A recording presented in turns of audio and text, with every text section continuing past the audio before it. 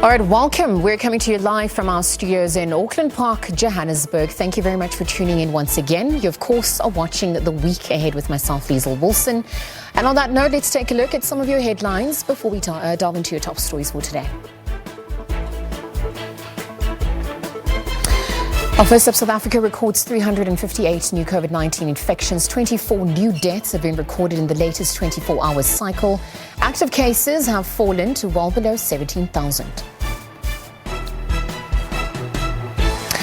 The ANC and the DA will be holding meetings today to consider possible coalition partnerships within municipalities. And news further afield, Ethiopia calls on former military officials to sign up this as the tensions within the area escalate.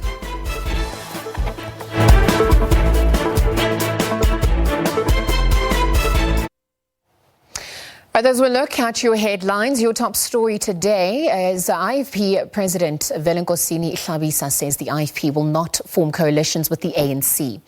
Hlabisa was addressing the media in Durban where coalition talks are underway for the 21 hung councils within the province. Now, the IFP have also established a team that will be working on establishing the party's role within the hung municipalities where it has the highest number of votes. The party's retained 13 municipalities, largely in the northern parts of the province. Hlabisa says the party will not consider coalitions with parties that practice racism or even corruption. We will not compromise when it comes to cooperation with other political parties.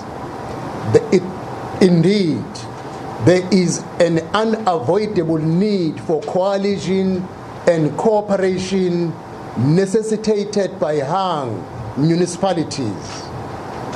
There is no way for these hung municipalities to begin working unless parties form coalition. We will not get into a coalition for the sake of a coalition. Accordingly, the IFP's National Council met yesterday and established a team to begin coalition talks. This team is led by our chairperson of the National Campaign Committee, the Honorable Mr. Naren Singh MP, who is joined by the chairperson of the Daily Management Committee and the KZN Provincial Chairperson, Honorable Councillor Tamintuli, joined by our national spokesperson, the Honorable Mr. Mkhuleko Hlengwa MP, and our Gauteng Provincial Chairperson, the Honorable Mr. Bonginkosi Dlamini, MPL. This team will be engaging all political parties who have reached out to us to discuss coalitions. But let me be upfront. Where we will govern as a leading party in KwaZulu-Natal, we will not enter into a coalition with the ANC. This is for simple reason. The ANC has not been honest with us in the past. They have let down the people of South Africa, and the voters clearly express themselves when it comes to the ANC.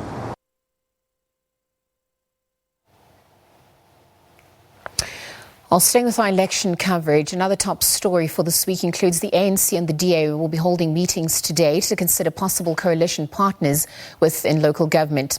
It comes after meeting the EFF yesterday to discuss possible coalition agreements. The ANC will hold its extended National Working Committee meeting today for a report back as well. The DA will hold a special sitting of its federal executive, where meanwhile the EFF has announced a 6-member coalition negotiations team. The party has also laid down conditions for any party that wants to work with it, saying they must be prepared to commit to timelines on resolving service delivery issues. But for more on what we can expect perhaps the week ahead, we're joined by political analyst Levi Ndau and Christopher Papas, who is the incoming mayor of the Mngeni local municipality. A very good afternoon to the both of you. Thank you for joining us here today. Good afternoon. All right, Levi, I'm going to start the conversation with you. I mean, we're looking at the scenarios unfolding in South Africa and perhaps how South Africa has entered new political territory to date. This with the ANC, of course, having lost half of the ballots cast in this election. Walk us through how this moment has been historic upon the announcement of the election results on Thursday. Good afternoon, Lizel. Good afternoon to the viewers at home. I think we are in a situation that was expected by some, and which was also taken by surprise by other people, and especially the ANC. But I think what we have noted so far is that the ANC is actually losing support, especially in the municipalities, and that is actually based on the election results. Even though these results can be interpreted differently or received differently, I think this is the reality of what we have in South Africa, that the voting patterns in South Africa are changing, and we're gradually moving away from one-party dominance to multi-party dominance. Some people might see this as a moment wherein it has become clear that the ANC should consider rebuilding itself if they want to gain ground. But the results for local government elections provides us with a number of opportunities. The first opportunity will be for the other political parties to be able to prove themselves that they can do things better, and citizens will then be able to make a clear comparison between the ANC and other political parties. This is an opportunity for me that the political parties that have been given a chance to run municipalities should never miss, because this will actually determine the future of these political parties as we move towards 2024 and the other local government elections that are actually going to follow. Number two, this presents an opportunity for South Africans to be aware that it is possible for parties that have been in power for a longer period of time, to be removed out of power based on their own weaknesses. The ANC knows where they have failed, and of course, because they were not seem to be prepared to amend on the mistakes that they continuously make, the voters have actually made a choice to allow other political parties to come into the picture so that they can actually do things better for them. And I think it is also an opportunity for new blood to come in. Hence, now we've got a brand new mayor that is coming from Umgeni, and other new leaderships that are actually coming. And this presents, of course, a much better opportunity for political parties not to compete whilst they are campaigning, but to compete on service delivery, so that citizens must then be able to say, indeed, this is where the ANC has failed, and this is where the other party, like the IFP, the DA, is actually doing better. And a clear comparison is actually going to present itself to ordinary citizens of South Africa. All right, so Levi, just before we bring Christopher Pampas into the conversation, you've spoken about the fragmentation of the political spectrum and perhaps how, with the inclusion of more parties and even independent candidates, it's opened up more possibilities, but also challenges. With these scenarios unfolding post-elections, each municipality will need a different approach. I mean, you cannot apply a blanket approach going forward with the coalitions that will have to be done. I mean, walk us through what scenarios we're possibly looking at. I mean, obviously, we're looking at some parties who will be forced to enter coalitions with some of their worst enemies. Smaller parties could also form a more minority government, and that can also affect dynamics going forward. Can you unpack and contextualize that first before we introduce Christopher Pappas? I think it's important to note, Lisa, that in a number of areas where coalitions are going to be formed, different political parties or municipalities are going to be informed by numbers. And because there is no party that has been able to get a 50+1, political parties are therefore going to require the assistance of other political parties so that they are able to form a government. But there are instances where you'll actually get political party A, political party B, or political party C.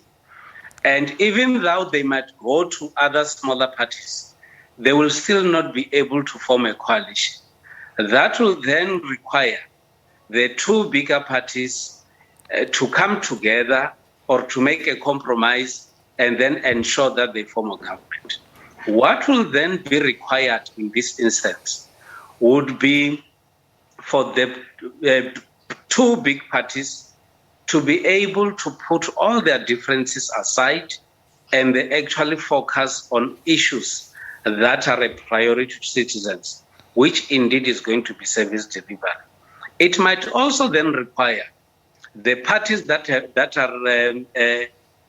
up there to be able to agree whether they are going to share positions equally so that they are actually seen to be running the municipalities together. There are instances where certain parties are actually going to choose amongst smaller political parties because they only left with a smaller numbers in order to reach a threshold of 50+1. They might only need very few independent candidates or smaller parties to be able to form a government. What this simply means is that it should not be seen as if when the different political parties agree on a coalition in a particular municipality, it will necessarily mean that they will still have to agree on a coalition in another municipality, because the dynamics in each and every municipality would actually be different. Now, there are instances where political parties have actually made their stance very clear. For an example, the IFP a few minutes ago has made it clear that when it comes to KwaZulu-Natal, there is no way that they are going to enter into a coalition with the ANC. And they also agree that they might then enter into a coalition with the ANC when it comes to other municipalities. So this is actually going to require the teams that are coming from the different political parties to be very strategic when they negotiate, but bearing in mind that the dynamics in different municipalities differ, and the possibility is that there can be a coalition from different parties in one municipality, and it does not necessarily mean that it can be the case in another municipality. But we also need to look at the consequences, therefore, that some parties, as they agree, might agree on a coalition in municipality A, but they can still feel aggrieved of the decisions that are taken to form a coalition in another municipality, which still can be another source of conflict amongst political parties. And in that case, we might also then expect an element of instability in some municipalities. But also very importantly, Lizel, is that I also need to congratulate Christopher Pappas for coming into being and being a mayor, and I wish him very, very well in this new responsibility. Oh, Christopher Pappas, on that note, let me bring you into the conversation. Levi and Dow obviously just unpacking some of the dynamics set to unfold for the country as the country takes on a new trajectory regarding since the release of the results. I mean, we've seen upon the Auditor General reports of the past two financial assessments within your municipality, as you are the mayor-elect, some issues of non-compliance with the Municipal Finance Management Act. I mean, what can we then expect from your new administration of Umngeni? Also, what is your priorities as we speak? Good morning, Liesl, and good morning, Levi, and thank you very much for your kind words, Levi. Yeah, absolutely. So, Liesl, financial stability in our municipality is going to determine whether or not we are going to be successful going forward. Without money in the bank and without confidence with ratepayers and investors, we won't have the necessary resources to be actually to bring forward the service delivery objectives that we have set up for ourselves. So we need to have a rigorous audit of what is actually happening in this municipality. For many years in opposition, a lot of this stuff has been hidden for us or not. We don't get given the full picture. So we need to look at the basics. For example, how many vehicles do we have? How many vehicles are missing? What does the staffing component look like? Do we have ghost workers in the municipality? And then to go a step further and look at recommendations and findings from previous Auditor General reports and independent audit reports to say how much money can we recuperate and how much money of that is now dead loss. But that's important in terms of resetting an agenda of accountability in the municipality to say going forward, the funds of the municipality must be spent on our communities and are not there for the benefit of politicians or municipal officials. So that's going to be a really important part of our first couple of months in office, is to bring financial stability and to make sure that the people who contribute to the coffers of the municipality have a newfound confidence that this administration will be able to deliver. Oh, Chris, I mean, you've literally hit the ground running. So, I mean, all the best to the tasks that lie ahead for you. But, in the same breath, but looking at a different point, though, I mean, we've seen throughout the election campaigning that the DA has also come out and been criticized for its mixed messaging during campaigns leading up to these elections. I mean, particularly in KwaZulu-Natal, given some of the dynamics that also unfolded there related to the unrest in July and also issues related to the former President Jacob Zuma and his incarceration. I mean, what do you think made a difference in your case as you have become the mayor-elect of Umngeni? The people have entrusted you, given you their vote. So, yeah, you're right. I mean, in the 2019 elections, for example, our messaging was everywhere, and that was one of the criticisms that we faced, even from our own findings. And I think we've done a lot of work to try and rectify that, and obviously political parties can always do better. But for this particular election in our municipality of the Umngeni municipality, right at the beginning of our campaign, we said, you know what, we are going to build a proverbial wall around our campaign to cut out all the noise that's out there. People forget that this is a local government election. We're talking about the bread and butter issues that face people. You know, whether or not you put the lights on and the lights come on, if you turn the water tap on and the water comes out, or if your refuse collected on time, for example. And a lot of the discussion around this particular local government campaign has not actually been around that. There's been other issues that have come in that have diluted what local government has been about. And we were able to go to people and say, you know, we know that there's bigger issues in South Africa that we need to talk about, whether it's border control or race or whatever it might be. But for this particular election, this is about whether or not you step outside your house and you step into a pothole or you step onto a clean road. And that's what we're able to do. We're able to go house to house, door to door, and tell people that we had a vision for hope and a vision for their particular community. And I think that's what people bought into, to say, you know what, we understand that we may not agree with everything that you do or say at a provincial or national level, but we do realize that you have the best track record in local government and you are offering us a credible plan for our community and whatever those issues were in that particular community. And I think we did that pretty well. We had a great communication strategy. We had a great team of dedicated people who come from the communities that they represent, which is really important. And they were able to convince people that our message was strong and that our plan was credible. Eva, let me bring you back into the conversation on the back of what Christopher's just echoed. I mean, we've seen major cities like Johannesburg and Pretoria having entered coalition government since the last local polls, which obviously occurred 5 years ago. I mean, obviously, as more coalitions are expected to be formed and the outcome of these coalitions to be announced perhaps in the coming week, I mean, do you anticipate this being an even bigger trend come the 2024 elections? Yes. I think, firstly, the 2021 local government elections have actually set a tone for the 2024 general elections. Why do I say so?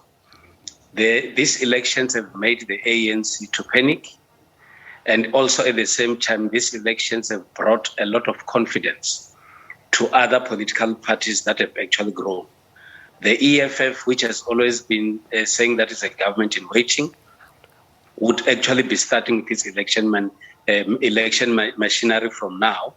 The Democratic Alliance is also quite excited that they've actually been able to make inroads in some other areas. The IFP has also done the same, and with the independent parties, including Action SA. So this is actually going to energize the general elections that are coming in 2024.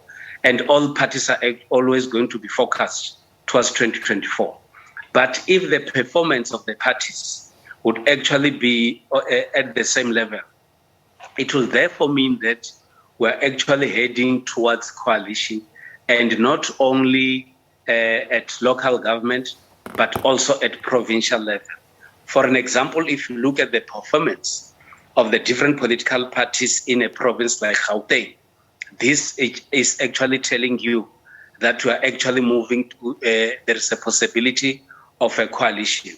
If you look at the performance of the political parties in the province like KwaZulu-Natal and the Northern Cape, it will therefore mean that we are actually moving towards coalitions. But I think I also need to come back to what Mayor Christopher Papas was saying, that I think they stand a much better chance now that they've been in an opposition for some time.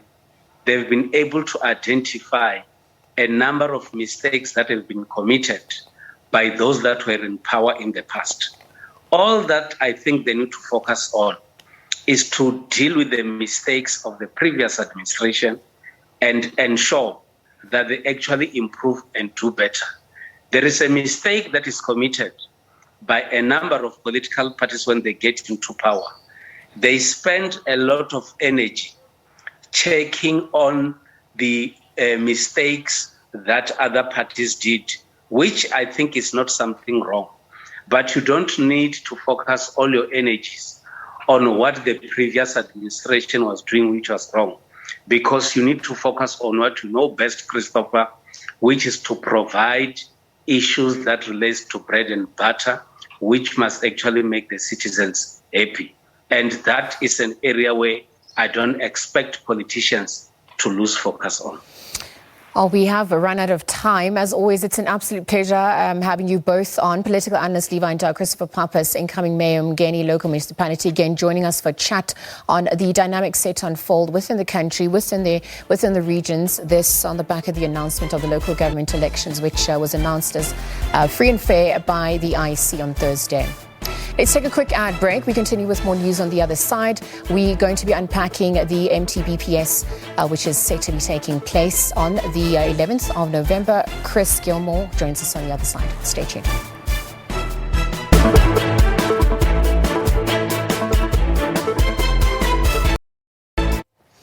All right, welcome back. This is a look at the week ahead with myself, Liesl Wilson. More news of this hour. The tourism sector has been one of the hardest hit by the coronavirus, but relaxed lockdown regulations, a decline in COVID-19 infections and pent-up holiday demands are expected to improve the sector's fortunes. However, with the fourth wave expected, there's a level of cautious optimism. Nompumelelo Siziba filed this report. Since the country moved down to adjusted alert level 1 of the coronavirus lockdown at the end of September, the tourism sector has begun to see increased demand for its services, putting it on a much improved footing. From the domestic tourism point of view, we started to see an increase in number of bookings. We also started to see an increase in number of international travel. We've seen airlines, British Airways, Lufthansa, and many others flying back to Cape Town and Johannesburg. So it is positive. And we're seeing some green shoots. There is light at the end of the tunnel. The Kruger National Park says in the absence of international visitors, South Africans have demonstrated huge support. We have been negatively affected, of course, with the reduction of revenue. But during weekends, during school holidays, we have seen people coming through to experience the Kruger National Park, and it has kept us afloat. The tourism sector says it's seeing evidence of pent-up demand for holidays, including international visitors, during the festive season through bookings, and says for many operators, the success of the festive season will really be a case of make or break. There are many people that want to travel over the festive period. I've seen that there's a surge in a number of bookings within the hotel groups and independent hotels and bed and breakfast. We have seen that airline tickets, have been bought. So people want to travel either by road or by air. So it's important that we keep that going. If we have restrictions that won't allow people to travel freely, we're going to destroy the industry completely. Concerns continue to linger about what a fourth wave will bring, particularly from a government policy perspective. We hope that that fourth wave doesn't materialize, but obviously, if it does materialize, then we will have to wait for guidance from government as to what steps need to be taken. But if we go back to a lockdown, obviously it's going to affect tourism. And if it leads to a case of inter-provincial travel being disallowed, it will also have an impact on the current bookings that we have and obviously any other future bookings that we might get. The tourism sector says the re-emergence of restrictions in the event of a fourth wave of coronavirus infections will certainly serve as the last nail in the coffins of many operators. If we don't continue, there will be, I don't even know how to put it. It's going to be a catastrophe. Whereby, a lot of people are going to be sitting at home without food over the festive season or without full salaries over the festive season. So we need to continue to work. We've seen some green shoots. We are prepared as a tourism industry. We should be able to do this safely. And we've done so in the past. Meanwhile, Kruger National Park is seeing 70% of its capacity booked out from the 16th of December through to the 5th of January, and it's encouraging undecided South Africans to get down with the wild side and make a short left there. Nompumelelo Siziba, SABC News, Johannesburg. On other news, crop farmers in Northwest say they might not plant this year as rising input costs make it impossible for them to continue to farm sustainably. The recent fuel price hike has made matters worse, and one farmer says he has already paid 200,000 rand more for fuel this season. Mpolo Pedi compiled this report. The petrol and diesel price hikes have hit crop and livestock farmers hard across the country. Crop farmer Lucas Mare says his annual fuel expense has skyrocketed to more than R1 million. A year it's 700 hectares times 110 liters an hectare for the whole year. Times 18 with the price now. Okay, 1.368 million rands just for fuel this year. Wow, that's a lot. Yeah. Farmers say the petrol and diesel hiking price has got them digging deep into their pockets. A big production blow to their farming business. No, I don't know. We're hoping for a better price next year when we get to harvest. Especially with the last increase, we didn't budget for the year for fuel this high. So we'll see. We'll make a plan. These livestock farmers say transporting their livestock to auctions and markets all over the country has become financially unsustainable. They have called on government to subsidize fuel for farmers. The diesel price increases affected us negatively as farmers, since we have to produce since our production cost is going to be high, and whenever we come to sell, we are not going to get the money that we've put in.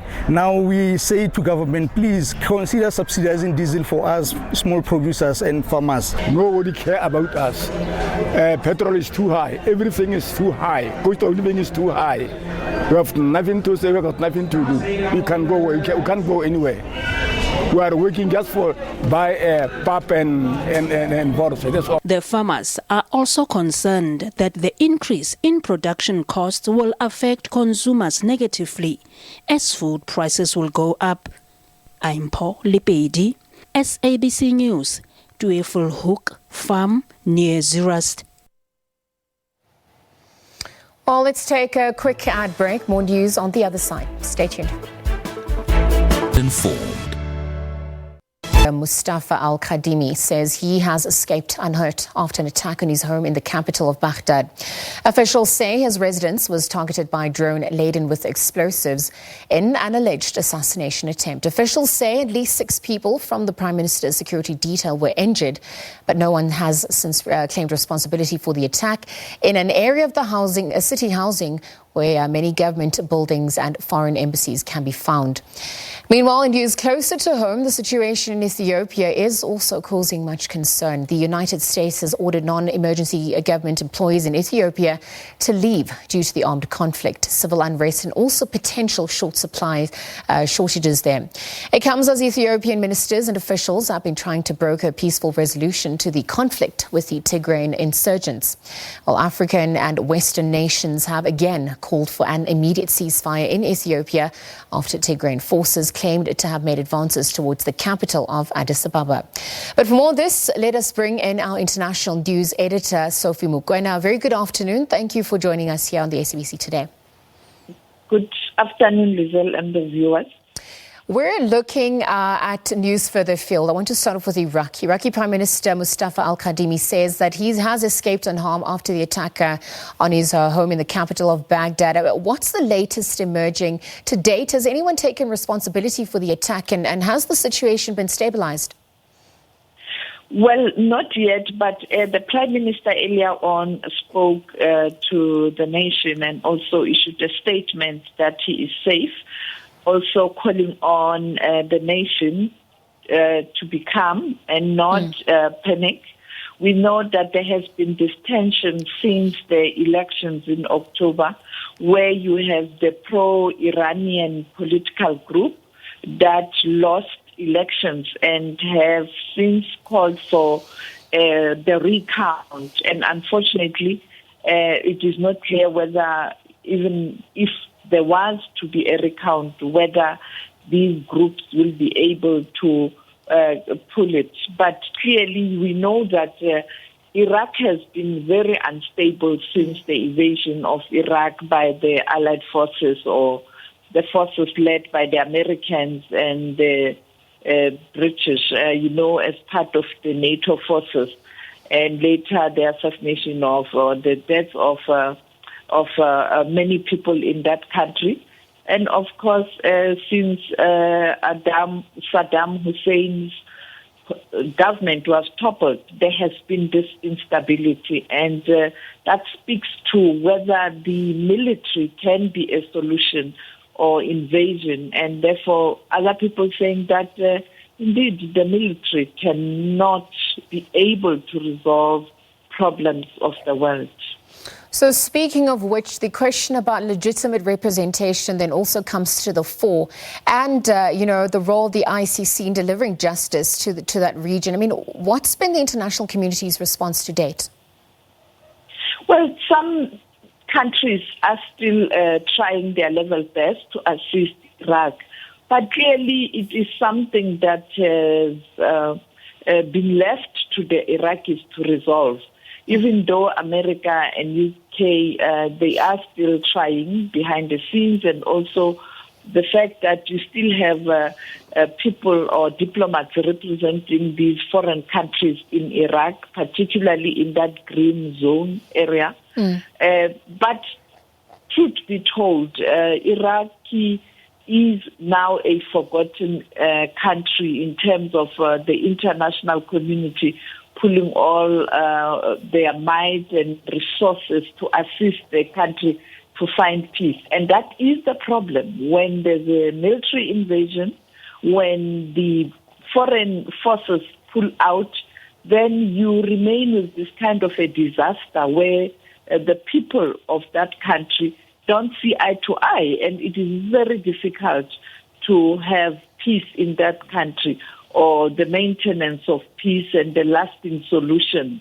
It is very, very difficult. Afghanistan is another example, Libya also on the continent, and the very same powerful countries were involved in those countries.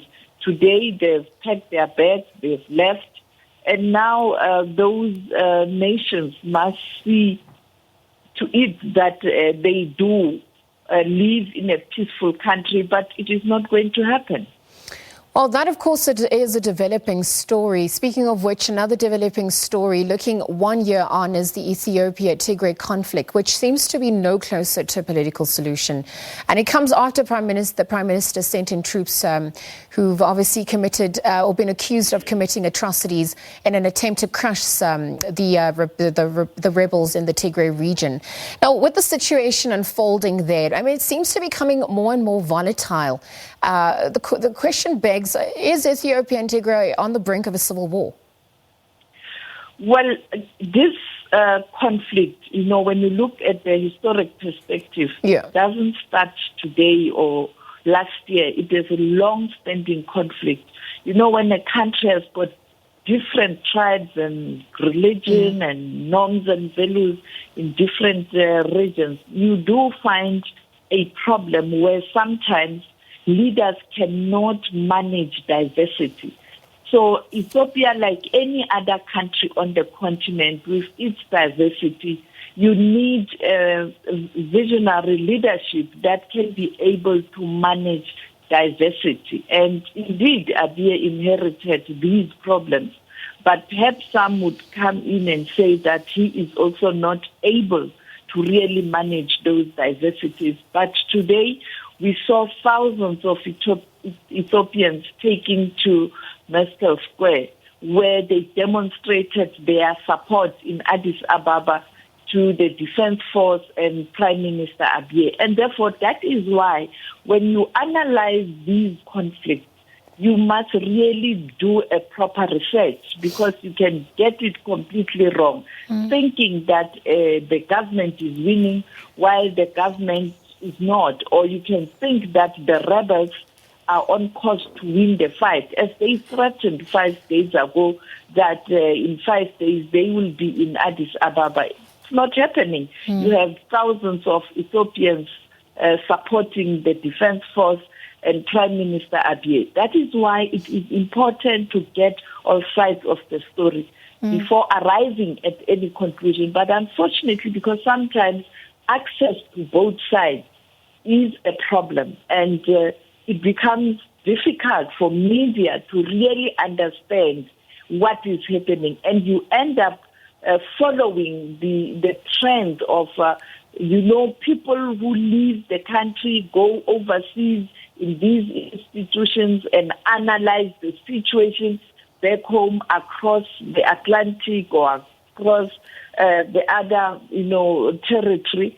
It becomes a problem. You need people in that country to be able to talk about what's happening in that country, in Tigray, but also in the capital, Addis Ababa. Then you'll have a better picture of what is happening. And therefore, the reality is the reports coming from Ethiopia are still that there is a serious violation of human rights in the Tigray region by both sides. And whether who started first is another issue, but the reality is you have victims and perpetrators on both sides. So it is up to the continent, but preferably the regional body, IGAD and the Horn of Africa, to try and find a lasting solution to this problem, because it will spill over to neighboring countries. And we know, particularly IGAD. IGAD has got serious security challenges. Then the Sahel, on the other hand, has got serious security challenges. And finally, we know every region on the continent, you do have pockets of instability. And we may see our continent, Africa, again, experiencing lots and lots of instability in different parts of this region.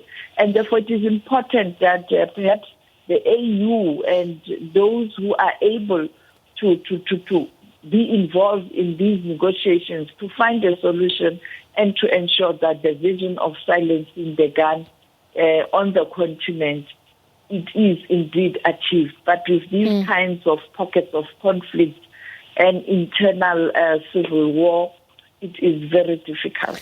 I'm happy you've mentioned the issue of understanding and getting the facts right to restore agency and also get the correct narratives out without taking any sides. And also the issues of the communication blackouts that has occurred in that region.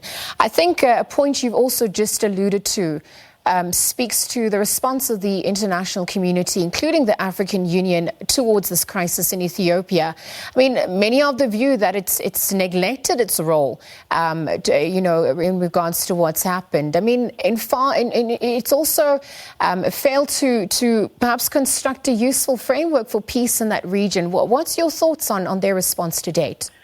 You know, the African Union is as strong as the person who is chairing at the assembly level. In other words, the chair that is rotating amongst heads of state. Two, it is as strong as the commission, the AU commission chair. If you have a weak leadership in those two powerful positions, you then weaken the Peace and Security Council of the AU. And therefore, judging as a journalist who has covered the continent for quite a long time and lots of different peace talks and conflicts in Africa, like the DRC talks, the situation in Cote d'Ivoire where it played itself, Liberia, the CAR, and the Great Lakes region. I think having a country that is also going through its own challenges in terms of conflict, sharing the AU becomes a problem because people will tend to blackmail you that even in your own country you have these problems. You can't come and tell me in Ethiopia that this region is unstable when you, Tshisekedi, in your own region, you do in your own country, you have a region that you are struggling to stabilize. The same with the African Union chair. African Union chair, you come from a country that has experienced its own challenges. Therefore, you can't come and tell me. Therefore, you need a strong African Union at the assembly level, the commission chair, and also a strong chair of Peace and Security Council, so that you are able to call urgent summits to deal with these challenges when they start, or when you have these early warning systems, then they can help you to be able to make interventions early. There was a time where there was a lull and it was like the continent is being able to deal with conflict, reducing conflict.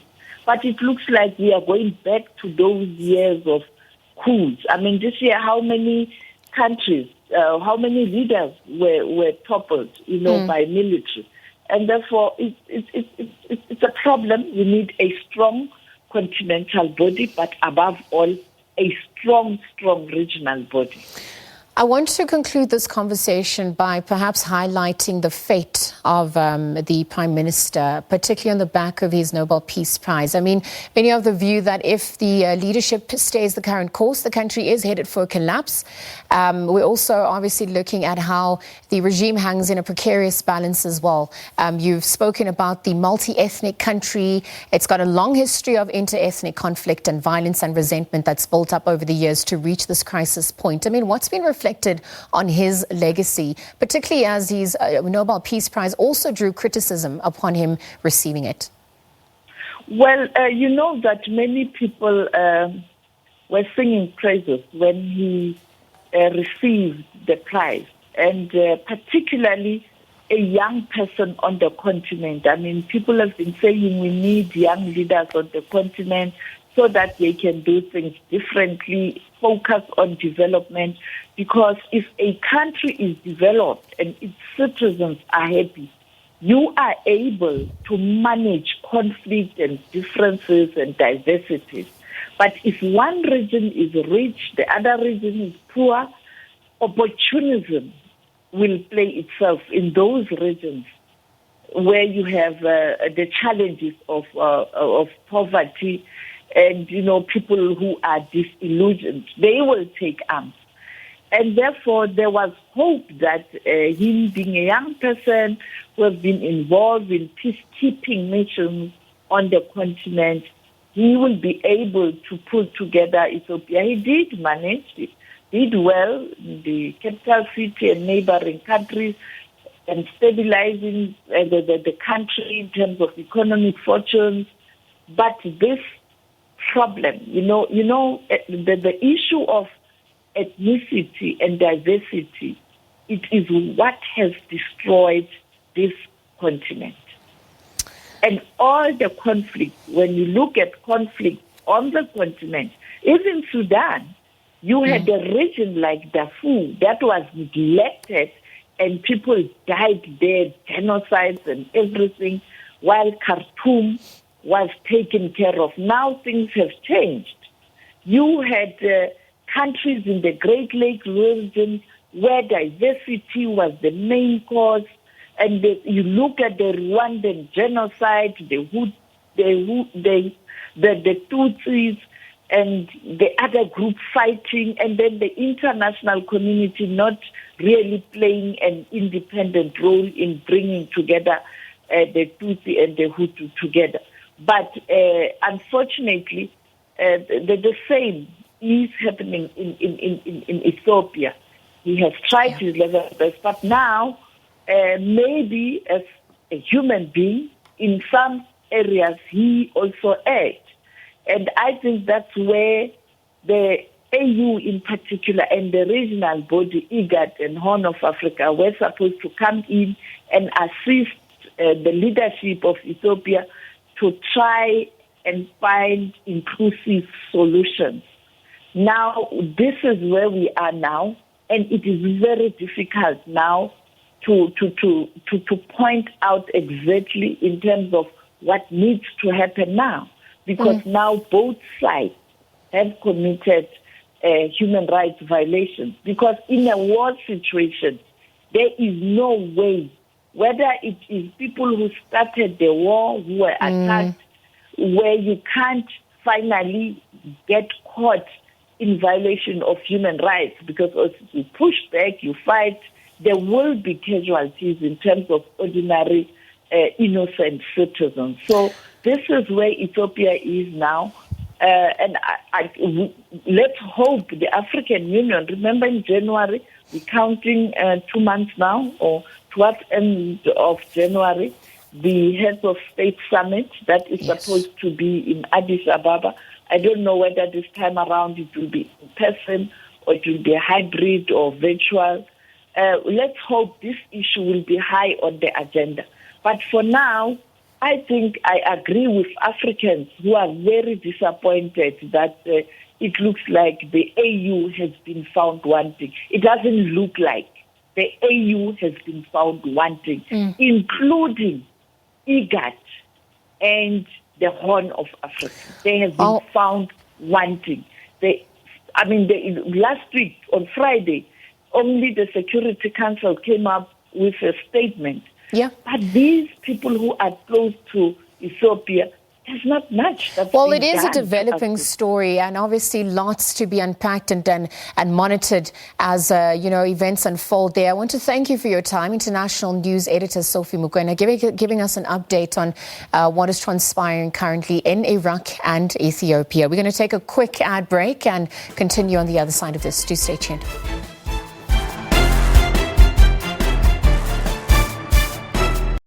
Talks in Glasgow enter week 2 tomorrow. The weekend has already seen a number of protests linked to the summit. Take a look.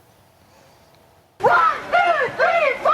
Thousands marched through the wind and rain on Saturday in the city hosting the COP26 summit. What do we want? just one of the protests taking place across the world, demanding bolder global action over climate change. In Glasgow, demonstrators carried banners reading "Capitalism is killing the planet" and blamed companies for the crisis. Protester Ellie Forgan said climate change is not just about global warming. It's about climate, it's about mass movement of people, it's about what languages people are able to speak, it's about extraction, it's about violence against the earth, it's, about sexual violence, it's, so there's so many things that are linked that I want people to start to understand.